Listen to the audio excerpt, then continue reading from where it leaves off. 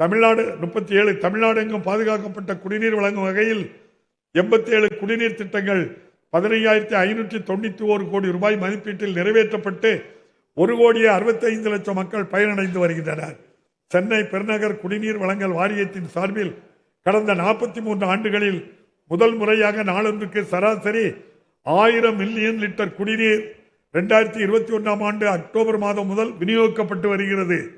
பெருகி வரும் மக்கள் தொகைக்கேற்ப சென்னை மாநகரின் குடிநீர் தேவையை மேலும் நிறைவு செய்திட கோவள வடிநில பகுதியில் 342 கோடி ரூபாய் மதிப்பீட்டில் மாமல்லன் நீர்த்தேக்கத்தினை அமைப்பதற்கான பணிகளுக்கு மாண்புமிகு முதலமைச்சர் அவர்கள் அடிக்கல் நாட்டியுள்ளார்கள். இதன் மூலம் நாளொன்றுக்கு 170 மில்லியன் லிட்டர் குடிநீர் கூடுதலாக விநியோகிக்க முடியும். 38 கலைஞர் நகர்ப்புற மேம்பாடு திட்டத்தின் கீழ் ஆண்டுக்கு 1000 கோடி ரூபாய் ஒதுக்கீடு செய்யப்பட்டு 2504 கோடி ரூபாய் மதிப்பீட்டில் 5649 எண்ணிக்கையிலான பணிகள் முடிக்கப்பட்டுள்ளன. இத்திட்டத்தின் கீழ் தெருவிளக்குகள், சாலை மேம்பாடு, சமுதாய கூடங்கள், சந்தைகள், நூலகங்கள், பூங்காக்கள், எரிவாயு, தகன மேடைகள் உள்ளிட்ட பல்வேறு பணிகள் மேற்கொள்ளப்பட்டு வருகின்றன. 39 நமக்கு நாமே திட்டத்தின் கீழ் கடந்த 5 ஆண்டுகளில் 575 கோடி ரூபாய் ஒதுக்கீடு செய்யப்பட்டு பொதுமக்கள் பங்களிப்புடன் பல்வேறு உள்கட்டமைப்பு வசதிகள் ஏற்படுத்தப்பட்டுள்ளன. இத்திட்டத்தின் கீழ் ஆதிராவிடர் மற்றும் பழங்குடியினர் அதிக அளவில் பயன்பெறும் வகையில் பொதுமக்கள் பங்களிப்பு தொகை மொத்த மதிப்பீட்டில் 5இல் 1 பகுதியாக நிர்ணயம் செய்யப்பட்டுள்ளது. தூய்மை பணியாளர்கள் தொழில் முனைவோராக மாற்றும் திட்டத்தின் கீழ் அவர்களின் சமூக பொருளாதார மேம்பாட்டுக்கு வழிவகை செய்யப்பட்டுள்ளது. 40 பொது போக்குவரத்தினை மேம்படுத்திடும் வகையில் கடந்த 5 ஆண்டுகளில் மட்டும் 6871 புதிய பேருந்துகள் செயல்பாட்டுக்கு கொண்டு வரப்பட்டுள்ளன. மேலும் 5216 புதிய பேருந்துகள் கொள்முதல் செய்யப்பட்டு வருகின்றன. இது மட்டுமின்றி 3673 பேருந்துகள் புதுப்பிக்கப்பட்டுள்ளன. காற்று மாசுபடுவதையும் கார்பன் தடங்களையும் குறைத்திடும் முன்முயற்சியாக தமிழ்நாட்டின் வரலாற்றில் முதன்முறையாக 380 மின் பேருந்துகள் ரூபாய் 288 கோடி மதிப்பீட்டில் மாண்புமிகு முதலமைச்சர் அவர்களால் தொடங்கி வைக்கப்பட்டுள்ளன.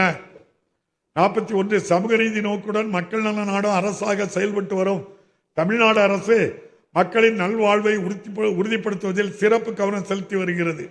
சென்னை கிண்டியில் தொடங்கப்பட்டுள்ள கலைஞர் நூற்றாண்டு உயர் சிறப்பு மருத்துவமனை 1000 படுக்கைகள் 15 அறுவை சிகிச்சை அரங்குகளுடன் சென்னையின் அடையாளங்களில் ஒன்றாக மாறியுள்ளது.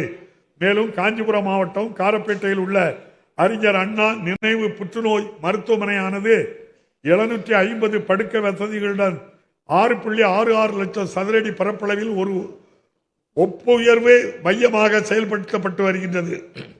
42 மக்கள் நலங்காக்கும் உயிர் காக்கும் இவ்வரசின் பல திட்டங்கள் பாராட்டுக்குரியவை. முதலமைச்சரின் விரிவான மருத்துவ காப்பீடு திட்டத்தில் பயனளிக்கும் பயனாளிகளுக்கான ஆண்டு வருமானம் 1,20,000 ரூபாயாக உயர்த்தப்பட்டு 5 லட்சம் ரூபாய் வரையிலும் மருத்துவ காப்பீடு ஆண்டுதோறும் வழங்கப்படுகிறது. இத்திட்டத்தின் கீழ் 2053 சிகிச்சை முறைகள் அங்கீகரிக்கப்பட்டு கடந்த 5 ஆண்டுகளில் 6,769 கோடி ரூபாய் மதிப்பிலான காப்பீட்டு தொகை அனுமதிக்கப்பட்டுள்ளது. இத்திட்டத்தால் 1,45,00,000 குடும்பங்கள் பயனடைந்து வருகின்றன. இன்னுயிர் காப்போம் நம்மை காக்கும் 48 திட்டத்தின் மூலம் விபத்தால் பாதிக்கப்பட்ட 4 லட்சத்திற்கும் மேற்பட்டவர்கள் நலன் பெற்றுள்ளனர். 43 நோய் முதல் நாடி அது தணிக்கும் எனும் வள்ளுவனின் வழிகாட்டலின்படி செவ்வனே செயல்பட்டு வருகிறது. மக்களை தேடி மருத்துவ திட்டத்தின் கீழ் 2,51,00,000 பயனாளிகள் முதன்முறை சேவைகளை பெற்றுள்ளனர். 10,000க்கும் மேற்பட்ட பெண் சுகாதார தன் ஆர்வலர்கள் மூலம் அவர்களுக்கு தொடர் கவனிப்பும் அளிக்கப்பட்டு வருகின்றது. நோய்களை தொடக்க நிலையிலேயே கண்டறிந்து உரிய நேரத்தில் சிகிச்சை எடுக்க உதவும் நோக்கில் தொடங்கப்பட்ட நலங்காக்கும் ஸ்டாலின் திட்டத்தின் கீழ் தமிழ்நாடு முழுவதும் 986 சிறப்பு மருத்துவ முகாம்கள் நடத்தப்பட்டு இதன் மூலம் 15 லட்சத்திற்கும் மேலான மக்கள் உயர் சிறப்பு மருத்துவ சேவைகளை பெற்று பயனடைந்துள்ளனர். குழந்தைகள்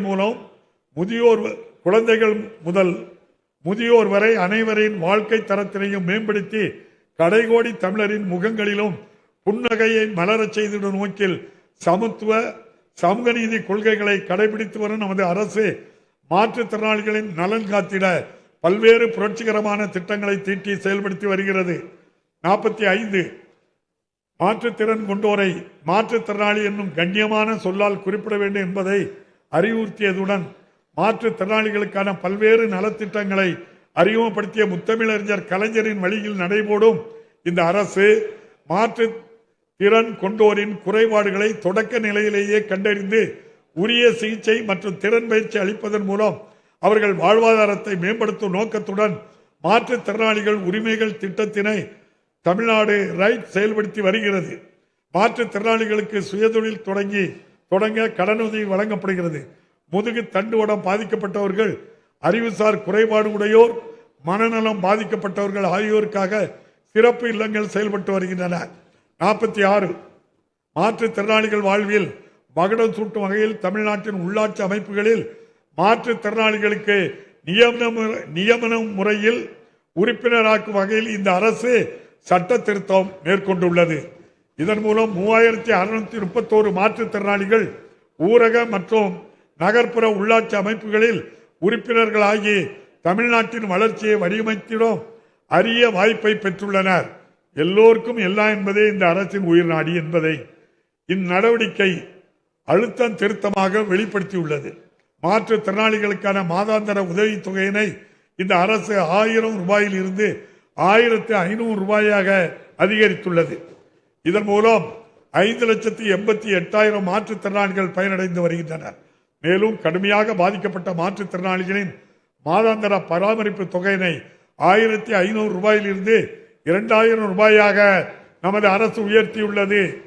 இதன் மூலம் 2,58,000 மாற்றுத்திறனாளிகள் பயனடைந்து வருகின்றனர்.